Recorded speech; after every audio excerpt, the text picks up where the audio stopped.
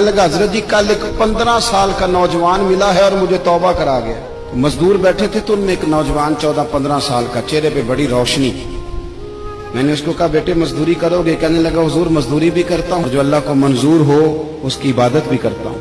मैंने उसे कहा कि ये मेरा सामान है फलां जगह पहुंचाना, क्या लोगे? कहने लगा 3 दिनार मजदूरी। सौदा तय हो गया, उसने सामान उठा लिया। कहते हैं रस्ते में जोहर का वक्त हो गया। कहने लगा चचा अगर इजाजत दो तो नमाज पढ़ लूं। 15 साल का जवान।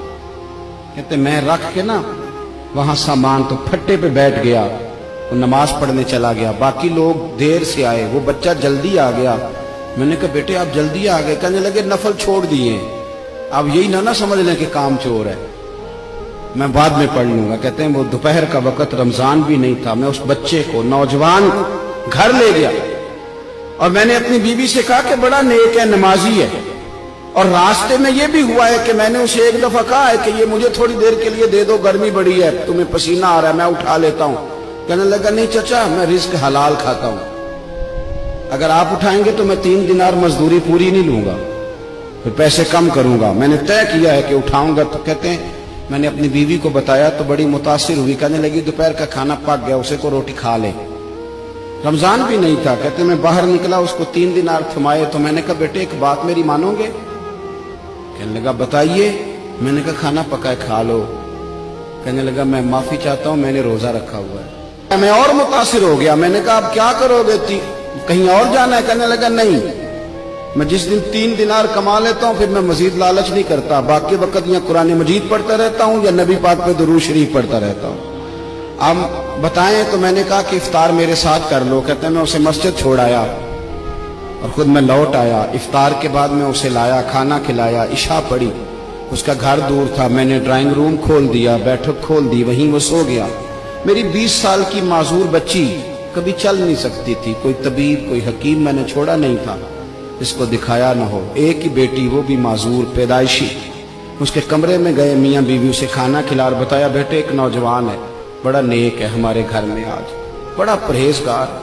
तो हमने अपनी बेटी को बताया कि नौजवान है और बड़ा नेक है।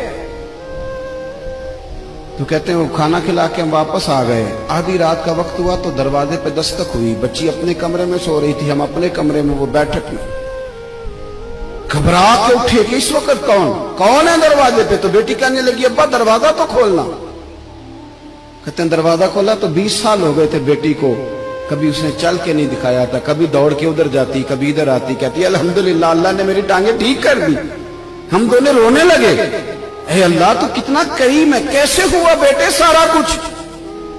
बेटी कहने लगी अब्बा आपने कहा था ना कि नेक नौजवान आया है, तो मेरे दिल में ख्याल आया अल्लाह अगर वाकई नेक है तो उसके सदके मुझे शिफा ही दे दे। तो कहने लगी अभी मेरी दुआ भी पूरी नहीं हुई तो रब करीम ने फजल किया है और मुझे शिफा अता कर दी। कहते हम दौड़ के उसके कमरे में गए और जब हमने हाथ रखा तो दरवाजा पहले से खुला था, एक खत छोड़ गया था।